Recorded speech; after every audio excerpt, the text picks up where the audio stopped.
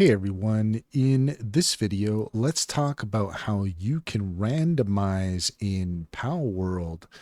In order to do so, here we are in Palworld, and what you're looking for is in the main menu, we're going to go ahead and select Start Game, and we actually want to create a new world. You can't do this with pre-established worlds. We got to create a new world, and we need to go to Custom Settings. And in custom settings, we're going to scroll down until we see where it says random PAL mode. Right now you can see that it's set to no randomization. We're going to set that to completely random. And then we're going to select OK at the bottom. And from there, we're going to go down again to OK.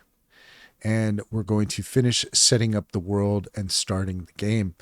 And now we have created a new world that has been successfully randomized. And that's all there is to it.